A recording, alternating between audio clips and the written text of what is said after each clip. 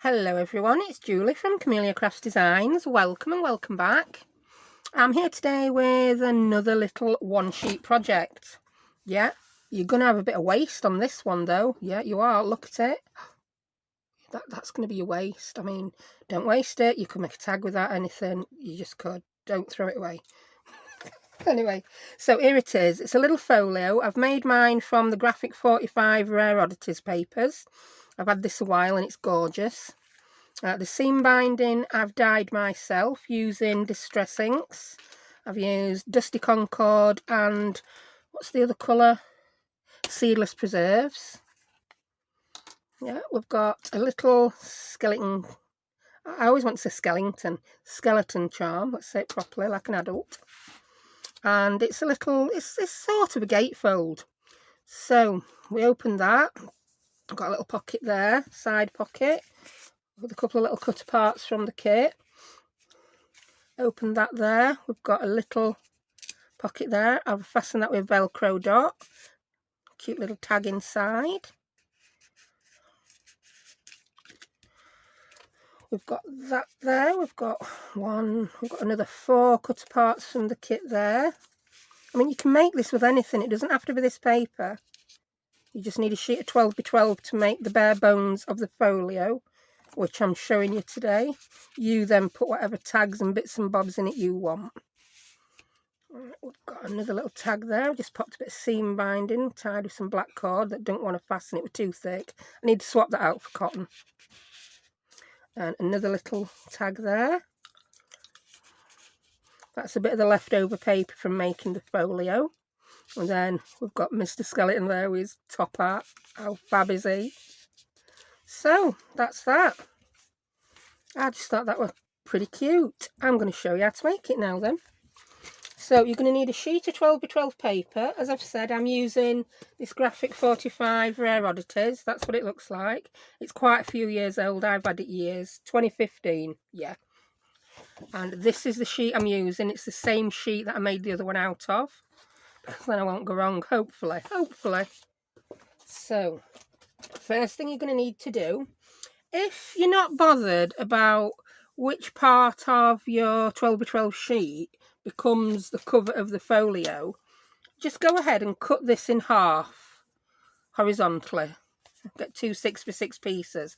What I've done, can you see, I've used the centre part as my folio. So I've cut a strip off the bottom that was 2 3/4 inches. Then I've cut a strip off the top that was 3 1/4 inches. And I'm going to do that again, yeah? So that bit all depends on what paper you're using. So I'm going to get the big chompy chopper out for this. So I'm going to cut a strip off the bottom that is going to be 2 3/4. So that's that. Then I'm going to cut, I'll cut that, you know, the bit that is no good to man the beast at the top. I'll cut that off first. Yeah, I don't know what it's called. Then I'm going to cut 3 1/4 off the top. But like I said, that's just because my paper, I want it like that. You might be fine just cutting it in half, straight across the middle at 6 inches. Right. I'll put the strips to one side for now. It's time to get out the scoreboard.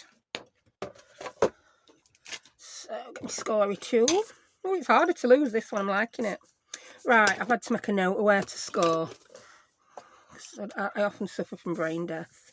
So the first score mark is going to be at 2 1/2 inches. I might pull, that's better. 2 1/2, so all the way down. We've got the paper facing us. Then the next score mark is going to be 1/8 of an inch further along, which is 2 5/8. Then we're going to score again at 6 1/2. Then we're going to score again 1/8 of an inch further along. This is to make some tiny little gussets, just so we can fit all those cute little tags in and it don't bulge. So I'll just recap that because I'm rabbiting a lot. 2 1/2, 2 5/8, 6 1/2, 6 5/8. Then we're going to score again the final time at 9 1/2. There we go. Now, this neck we're going to do one more score. So I'm going to turn my paper upside down for this, so we've got the back showing, yeah? The reason I've done this is because I ended up cracking my paper folding it the wrong way when I made my initial one. I'll show it you. And we're going to want to score at 4 inches, yeah?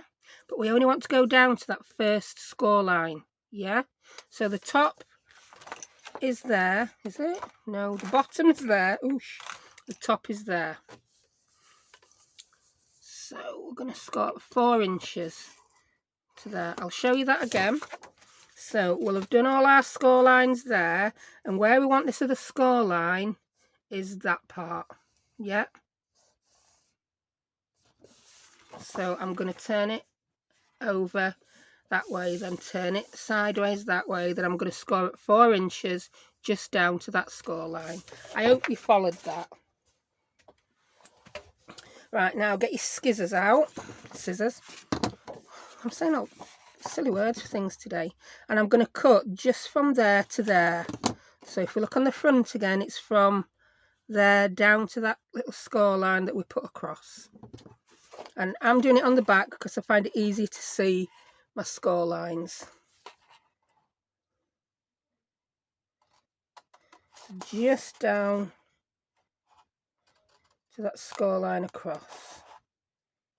Yeah. Then turn it all back the right way. Then we're going to fold that down.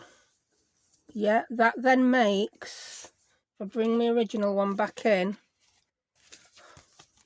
you see, that makes that flap. Yeah. And if you look at mine, can you see how the paper just cracked a little? It don't bother me.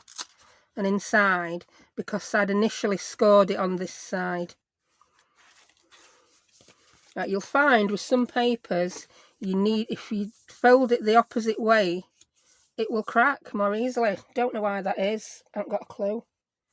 So I always fold with my valley towards me and then fold away. Yeah. So we're folding in on the mountains. We call the bumps mountains and the dips valleys. Anyhow. Right, what I'm going to do now to make it easy for you to see these score lines, I'm just going to, I'll fold them and then I'm going to ink them. So when there's only 1/8 of an inch difference between your score lines, it can be hard to fold them sometimes, so I use my ruler like this. Yeah, I'll do this one as well. I mean, even I'm struggling to see them. Like that. Then I'm going to grab my distress ink. I'm using walnut stain distress oxide. I like this colour. I'm just going to bend that back and I'm just going to ink. Can you see now? You can see the score lines much better. So that'll help you see where I'm positioning all my little pockets. I'm not going to ink everything. You know how to ink. You don't need to see me ink the edge of 26,000 pieces of card. Not every video. Right, and I'll ink that one as well. Yeah. Might as well ink that while I'm at it. So you can see those better now, can't you? Right, let's start chopping some more paper up some pockets. So you can see there we've got, let me just fold that over. Yeah. Bone folder, where are you? Yeah, I'm just making sure this one is level. So the bottoms need to be level. And then, there you go. I'll just crease it. That's better. Right, can you see that's cracked a little bit, but that's down to my paper. So I'll do that. So that goes in. That goes in. That goes in. What have I done? What have I done? How have I done it wrong? I haven't done it wrong. That's, oh, you silly woman. Fold that there. Fold that down. Fold that in. Duh. Oh, that took some doing, that, didn't it? So there's the bonesy little folio. Let's put the pockets in. Silly woman. Yeah, just for some reason this has not gone as flush. Can you see? Oh, I know what I've not done. I've not cut the like creasy foldy bit out. Do you get what I mean? Whenever you've folded something, the bit where you've creased it is going to just get in the way, so you need to cut it off. So there we go. Oh, woman. Right, get your chopper. Right, we need to cut these pieces up now to make the pockets. So I'm going to start with this one first. This is the one that measures 2 3/4. We want 2 pockets that are 2.5 inches wide. So let's cut that. That's 2 of those. Yeah. Then we want one that's 2 3/4 inches wide. That's that. Oh, cut it all the way to the bottom, woman. Well, we're in a rush there, wasn't I? Look at my head being in a rush. Oh, I can afford to take a sliver off. Then we'll cut this last one to 3 3/4 inches wide. And then we've got our piece of waste. Yeah, just put that somewhere. Bin, probably bin, yeah. Pretty bin. I just save everything, me. I'm a lunatic. Right, now get your other piece that is 12 inches by 3 1/4. We're going to cut that in half at 6 inches. Yeah. So the next thing we're going to make is that pocket down there. Yeah. So that pocket is 1.5 inches wide, and I'm going to cut it exactly the same as I did my other one. You cut it off that side, whatever looks best with whatever paper you're using. Right, now, this bit. We're going to make,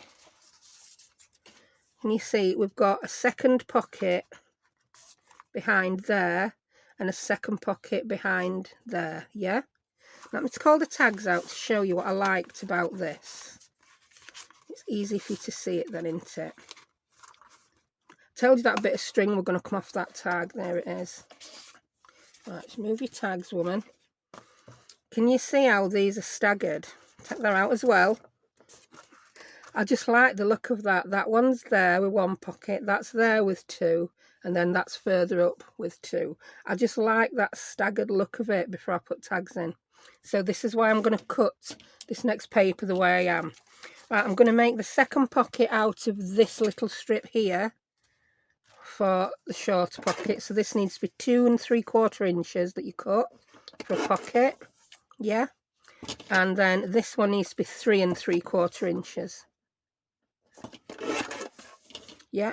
So then we've got these 2 bits left over that I used as little tags. I cut that one to little points and put some seam binding on, and I put a little, yeah, what did I put? If I put anything on that? Yeah, I just put a little tab on that one, and they were 2 of my journal cards. Right, move the chopper. Let's show you how all these pockets are going to come together in this folio. Right. So, one of the ones that were cut at 2.5 inches wide is going to go there. Yeah. That will then make that little pocket with the closure. Okay. Then another one that's 2.5 inches wide needs to go there. Yeah. That needed to be a smidgen less than 2.5. I'm just going to trim a smidgen off. Yeah, both of those sides needed to be. You know, I told you to do the front pocket a smidgen less than 2.5. Yeah, that one needed to be a smidgen less as well. There you go. Otherwise, it interferes with that crease. And we don't want that. Right. So that is going to be the big pocket there. That is going to be the bottom pocket. That is going to be that pocket there. And then that is going to be the one below. And then this piece with my butterflies on is going to be that pocket there. Yeah. So we're all following, I hope. I'm just going to adjust my lighting. Ooh, I hope that's not gone too bright now. Right, now I'm going to put thumb notches in because I like thumb notches. And for my thumb notches, I'm using my 1.5 inch punch. So I'm going to pop one in there. Now these 2 I'm going to put together so that they line up with each other. I'm just eyeballing how far down to go. Then these 2 I'm going to put together so that they're going to be lined up. I'm eyeballing where the middle is and how far down to go.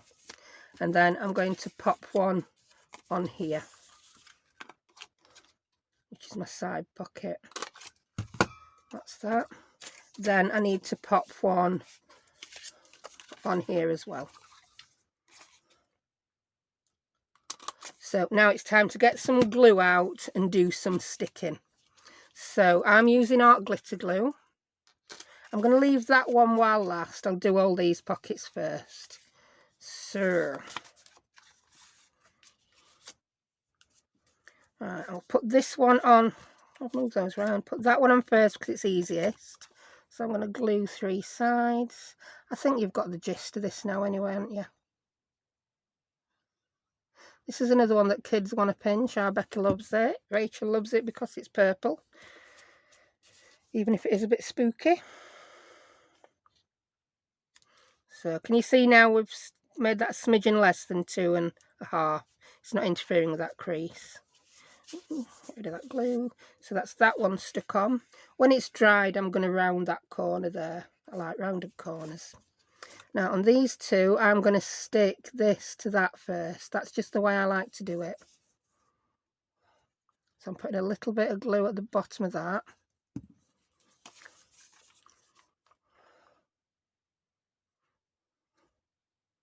There we go. I'll put it just far enough down so that that thumb notch is not going to be showing the backing card. Then I'll do gluing on the 3 sides.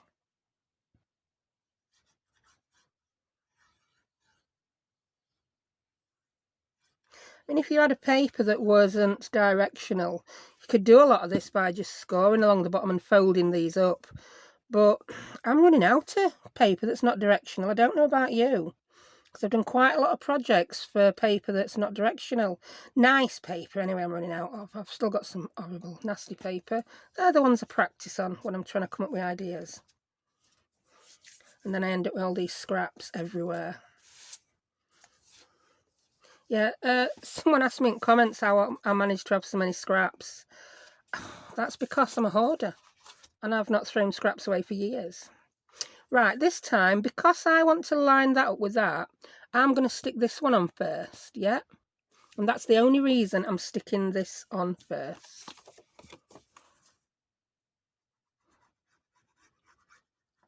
It just happened to go this way and I liked it. Might not work that good with whatever paper you're using. So I'm sticking it between the 2 crease marks. Yeah, I'm eyeballing when it's straight enough. Oops. I think that looks straight enough. Yeah. Ish. She said that and then I want to move it over. I don't think it'll move anymore. That art glitter doesn't half stick quick. A tip, if you struggle to get things into position quickly, don't use art glitter, just use PVA. Bog standard PVA, if you put a thin enough line on, it's not going to buckle cardstock this weight. It's not going to buckle it and wrinkle it. I use it when I'm not filming.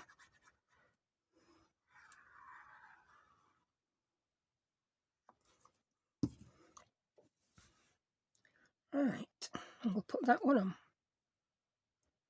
So there we go. I just love the look of those steps now that matched up. It just went so well. Now I'm going to put this one on.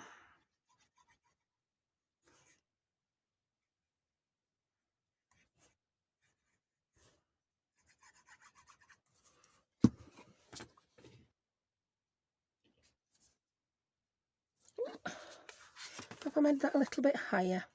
Yeah.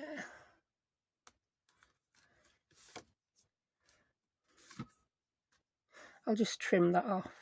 Sometimes, you know, when you're cutting these, well, you'll know it, if you use 12 by 12 papers, because I didn't actually measure that folio was 6, it might be like a 1/16 of an inch shorter.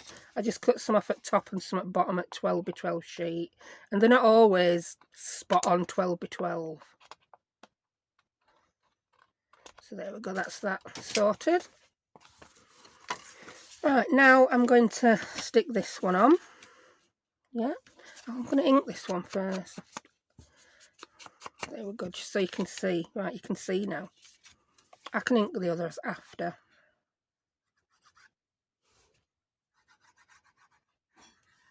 So again, glue around those 3 sides.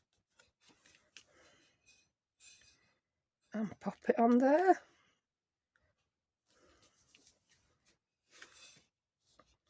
Go.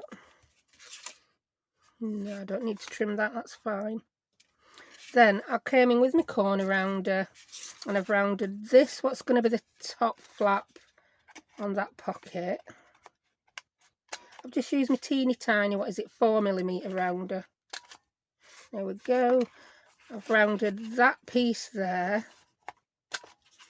And then I've rounded these here. We're taking such a small amount off, the corner's not going to come undone, even though we're doing it after gluing. And then I've rounded this corner here, just because I'm still in I find rounded corners better than square ones mode. And no other reason than that, basically. It'll be fine. I might have to finish that with scissors. I got it. I didn't line that corner rounder up properly. It can be a little bit of a pain, that corner rounder. We're done now. Right, so next thing is, I mean, if you wanted to have that going that way, you could, but you'd have to trim some off that edge, or it would get stuck. Now I'm going to put my little Velcro dot on. I love these. I often get asked where I get these from when I've used them. They are on my Amazon storefront. They're not always in stock. And I've not got the original packet, I've thrown it away. The Velcro branded, as you can see the branding on it. And they're called thin coins, thin fasteners. And these ones are coins, because they're round. Yeah, the Velcro thin fasteners. Right, I'm going to put the fluffy one there that is white. Then I'm going to stick the hooky one to it.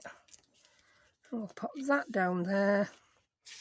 And there you have the bones of the folio. You can then go ahead and decorate that however you want.